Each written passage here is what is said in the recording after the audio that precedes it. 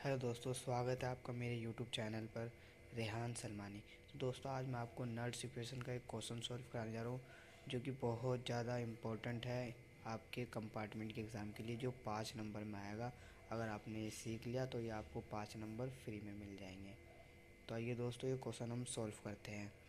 तो क्वेश्चन है, find the EMF of the cell at 298 kelvin, मतलब 298 केल्विन पर हमें सेल का ईएमएफ फाइंड करना है।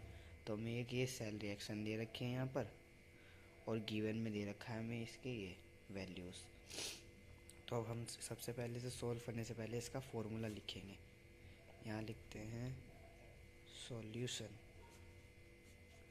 और अब यहाँ इसका हम लिखेंगे फॉर्मूला।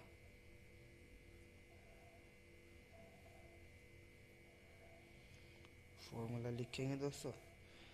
अब यहाँ इस पर जाएंगे, ई सेल। दोस्तों राइटिंग पे मत जाना, राइटिंग बहुत बेकार है, लेकिन आपको समझ में ज़रूर आएगा। E cell is equal to E naught cell, और माइनस में 0.059 अपॉन में एन लॉग क्यू। ये इसका फॉर्मूला है मेरे दोस्तों। ये क्या है दोस्तों? ये है इसका फॉर्मूला। अब इसके जो है हमें क्या निकालना है, इसमें फाइंड करना है हमको ये ई सेल। इसको निकालने के लिए सबसे पहले हमें ई नोट सेल निकालना पड़ेगा, फिर निकालना पड़ेगा एन, और फिर निकालेंगे हम लॉग क्यू। तो फर्स्ट स्टेप में हम इसको निकालेंगे, सेकंड में इसको, थर्ड में इसको, और फोर्थ स्टेप होगा हमारा इसका। दोस्तों फर्स्ट स्टेप हमारा जो है यहाँ हम ब्लैक पेन से लिखते हैं। स्टेप नंबर फर्स्ट,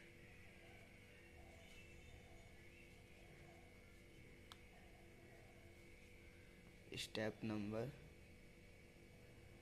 फर्स्ट लिखते हैं हम। ये हमें क्या करना है, फाइंड करना है सबसे पहले ई नोट सेल। ई नोट सेल, ई नोट सेल निकालने का जो हमारा फॉर्मूला होता है वो ये होता है, ई सेल इक्वल टू में कैथोड माइनस में ई नोड एनोड। ये हमारा इसका फॉर्मूला होता है।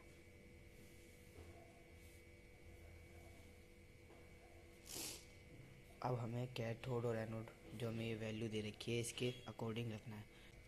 तो दोस्तों देखो, मैं आपको एक बार बता देता हूँ। कैथोड और एनोड, कैथोड जो है वो हमेशा हमारा पॉजिटिव होता है, और एनोड हमारा जो है वो नेगेटिव होता है। ये आपने डेनियल सेल में देखा होगा। डेनियल सेल में कैथोड और एनोड का चार्ज देख लेना। कैथोड जो है वो हमारा पॉजिटिव होगा, एनोड नेगेटिव। तो अब इसके अकॉर्डिंग हम यहाँ पर जो है इसको पुट कर देंगे। तो हमारा कैथोड कितना है, प्लस में 0.34, प्लस में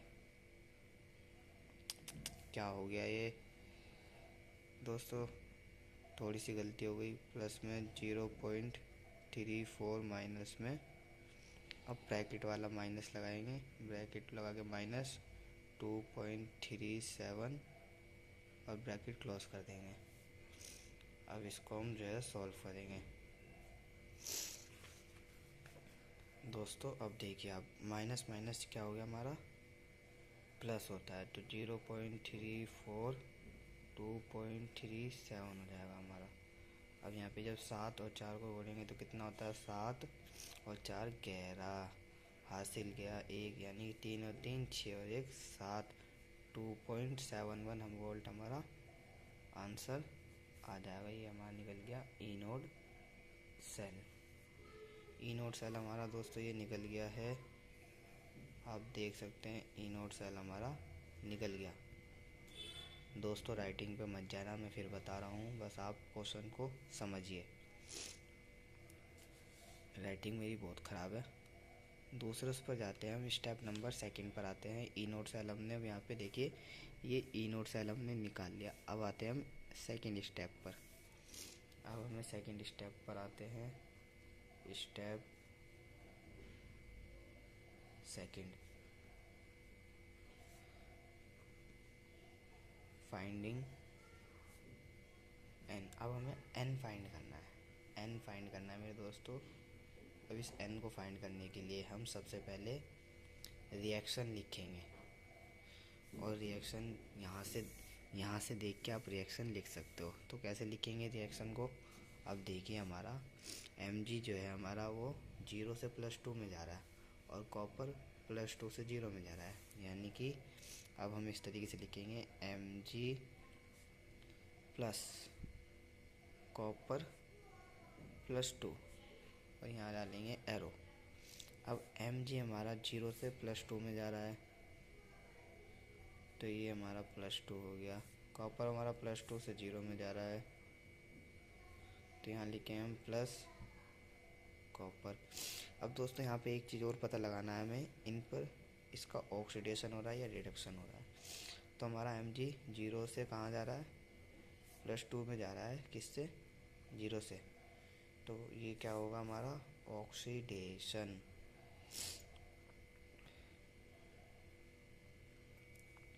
इस पर हमारा क्या हो जाएगा? ऑक्सीडेशन। और ये हमारा कॉपर +2 से जा रहा है 0 में, तो इस पर हमारा आएगा रिडक्शन, रिडक्शन हो जाएगा इस पर हमारा। तो अब दोस्तों अब इसमें हम जो है चार्ज को फाइंड करेंगे, चार्ज निकालेंगे। अब इस पर हम जो है चार्ज को निकालेंगे, चार्ज यानी कि ये n निकालेंगे, और n निकालने का जो फॉर्मूला होता है वो होता है n = stoichiometric coefficients node A x - y bracket close mode. अब दोस्तों यहाँ पे हम लिखेंगे स्टोइचियोमेट्रिक कोफिशिएंट्स, आप देख सकते हैं हमारा क्या है? 1 है। क्या है? 1 है ना, 1। तो हम यहाँ लिख देंगे 1, और फिर यहाँ हम सेंट्रल मेटल एटम कितना हमारा, ये भी 1 ही है, तो यहाँ हम लिख देंगे 1।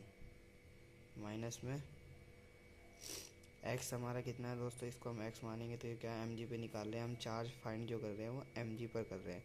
तो Mg हमारा कितना है? 0 है, 0 ले लेंगे। सॉरी,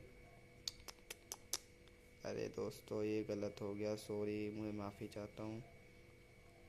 स्टोइचियोमेट्रिक कोफिशिएंट हमने 1 लिया, मोड लगाया, सेंट्रल मेटल एटम हमने जो है 1 लिया, ब्रैकेट लगा के 0 लगाया। अब माइनस में यहाँ क्या है हमारा? ये +2 है, तो प्लस प्लस माइनस हो जाएगा, तो ये क्या हो जाएगा हमारा दोस्तों? माइनस, और ब्रैकेट क्लोज करके मोड लगा देंगे। अब दोस्तों आइए, अब जब इसको हम सॉल्व करेंगे तो हमारा आंसर जो आएगा वो आएगा +2। ये आप खुद भी कर सकते हो। एन हमने फाइंड कर लिया, एन क्या कर लिया हमने दोस्तों? फाइंड कर लिया। एन भी फाइंड कर लिया, ई नोट सेल भी फाइंड कर लिया। अब हमें क्या फाइंड करना है? अब आते हैं हम तीसरे स्टेप पर, जो हमें फाइंड करना है log Q। log Q निकालने का जो फॉर्मूला होता है मेरे दोस्तों वो होता है,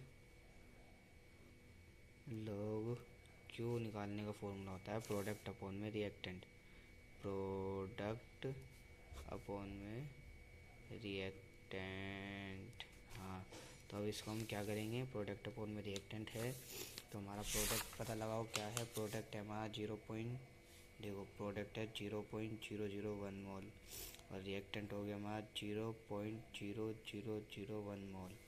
कैसे पता लगाया प्रोडक्ट और रिएक्टेंट का हमने दोस्तों? वो हमारा यहाँ पता लगेगा। देखो, जो ये हमारा रिएक्टेंट है और जो ये बन रहा है ये प्रोडक्ट है, तो प्रोडक्ट हमारा ये है और ये हमारा रिएक्टेंट है, रिएक्टेंट से प्रोडक्ट बन रहा है, तो प्रोडक्ट की वैल्यू हमारी क्या है? 0.001 मोल, और रिएक्टेंट की जो ये वैल्यू है वो हमने ले रखी है 0.0001 मोल। अब इसको हम यहाँ उतार लेंगे 0.001 अपॉन में 0.0001। अब जब इसको हम लिखेंगे तो हम इसको लिख सकते हैं 10 की पावर में -3 और इसको लिख सकते हैं 10 की पावर में -4। अब जब ये कटेगी वैल्यूज़ तो हमारा आएगा दोस्तों, जब ये वैल्यू कटेगी तो हमारा आएगा 1 अपॉन में 10 की पावर में -1।